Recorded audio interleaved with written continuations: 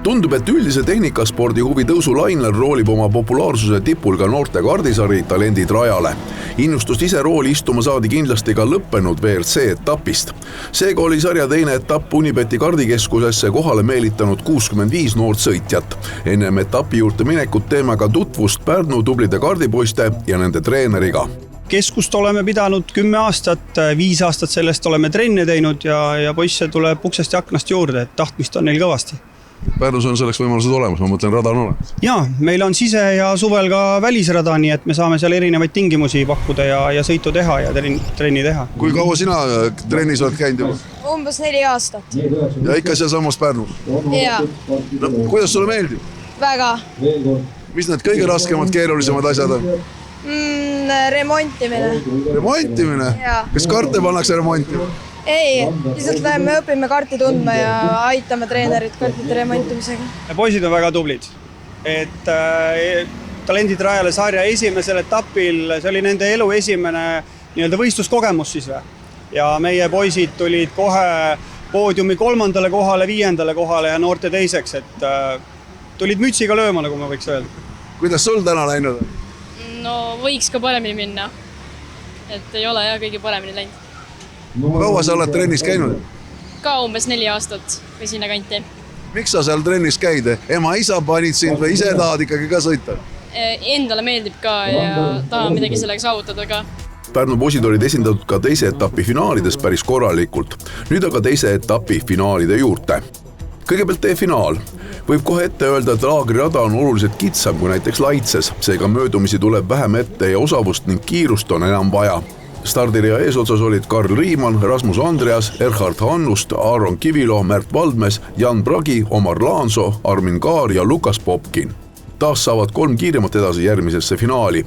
Stardist teeb tõusu Hannust.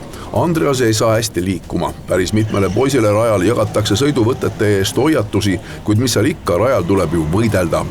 Kui läbitud pool võistlusaega saab ette Erhard Hannust. Riima langeb teiseks ja 3. koha õivab Rasmus Andreas. Nii läbitakse päris mitmeid ringe. Vahepeal suudab liider edu suurendada lausa 2,8 sekundile, kuid mitte kauaks.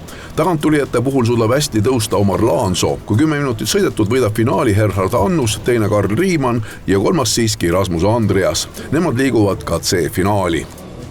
C-finaali tipp näeb välja järgmine. Ees Harri Šants, siis eelmisel etapil hästi sõitnud Gregor Tamme, Markus Jauk, Revor Laur, Rajan Tulp ja Maarju Mätik. Start on raju, kuid paremust eesotsas laiali ei löö. Šants jääb ette ja teised asuvad teda jälitama. Tamme ei jää liidrist sugugi maha. Ka selles sõidus määratakse mitmeid karistusi kaasvõistlejate takistamise eest, kuid see noorte hindu ei jahuta. Šants ja Tamme jätkavad paarisrakendist, teised hakkavad neist vaikselt maha jääma. Siis omakorda suudab jälitajad maha raputada 3. liikunud Margus Jauk. Selliselt kihutataksegi finiši poole ning C-finaali võidab ikkagi Harri Šants, teine Gregor Tamme ja 3. Markus Jauk. B-finaal ja selle stardi esimene ots näeb välja järgmine. Esimene Brian Nuuma, siis Joosep Siniorg, Jürgen Laanso, Steven Markus Ojapõld, Keiro Tabur, Marti Raudleht ja eelmise finaali esikolmik. Hirmkava tõusu teeb stardist juba suhteliselt kogenud sõitja Steven Markus Ojapõld, kes tõuseb 4. kohalt teiseks. Ees teeb tempot Nuuma, tagant ründab usinalt Marti Raudleht. Nuuma ees Ojapõld teine ja Siniorg 3, nii läbitakse võistlusmaa esimene veerand, aga ega see kerge ei ole. Möödumisvõimalust otsib Siniorgi ja varsti ta ka selle leiab, tõustes ise teiseks. Jätkatakse tihedalt koos, kuid siis hakkavad Nuuma ja Siniorg eest ära vajuma. 4. kohale surub ennast Raudleht. Finaali lõpp enam muutusi ei too ja A-finaali edasi liiguvad Brian Nuuma, Joosep Siniorg ja Steven Markus Ojapõld. Seni parima aja välja sõitnud Mattias Ojapõld saab A-finaali kõige kõrgem asetuse. Tema taga võtavad kohad sisse Kaur Koreinik, siis Ragnar Simuland, Kristo Kiviselg, Sten-Erik Sild, Ramon Vlassenko ja B-finaali kolmik. Mattias jääb stardis natukene magama, aga õnneks see veel talle kurjalt kätte ei maksa. Esimesse kurvi saab ta ikka esimesena, siis Koreinik kõvasti aga parandab kohta Sten-Erik Sild. Koreinik üritab väga kõvasti Ojapõllu vastu ja kohati tundub, et saabki hakkama, kuid Mattias suudab katta. Kolmiku järel moodustavad teise tandemi Simuland ja Vlassenko. Äge rebimine käib ka nende vahel. Mattias parandab järjest ringi aegu ning jälitajad hakkavad maha jääma. Ojapõld sõidab välja ka päeva kiirema ringiaja 31,906. Muutus enam ette ei tule ja teise etapi võidabki Mattias Ojapõld, kelle rõõm on väga siiras. Kaua on ta seda päeva oodanud? Näpud püsti, sinu päev täna? et õnneks sai Loorisiga hea kaardi ja siis oli juba nii, et kõik on ise teha. No tegelikult sa seda võitu oled siin noolinud juba päris mitu aastat. Kuidas nii kaua ikka läinud on? See on teine aasta, et eelmine aasta veel ei saanud, et eelmine aasta oli kõik palju vanemad. Aga see aasta on see vanusepiirang, et nüüd on parem. Kuidas sa üldse tunned raja peal? Sa tegelikult kontrollisid seda võistlust ju nii hästi, kuigi sealt teised poisid sealt tagant ikkagi üritasid midagi, aga suutsid ikkagi ukse ees ilusti lukku panna. Et mulle üteldi enne sõitu, et kaota mõned kohad ära ja siis siin rajal väga möödasõidukohti ei ole. Ja sa oled ju tegelikult käid ju karditrennis ka? Ja käin. Kui tihti sa käid?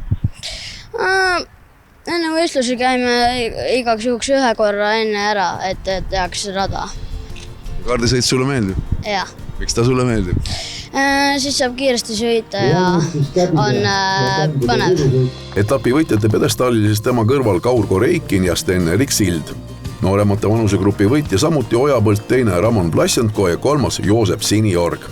Sarja liider on nüüd Kaur Koreikin punkte 220, teine Mattias Ojapõlt 188 ja kolmas Gregor Tamme 134 punktiga. Kolmas etapp leiab aset 20. septembril FK keskuses.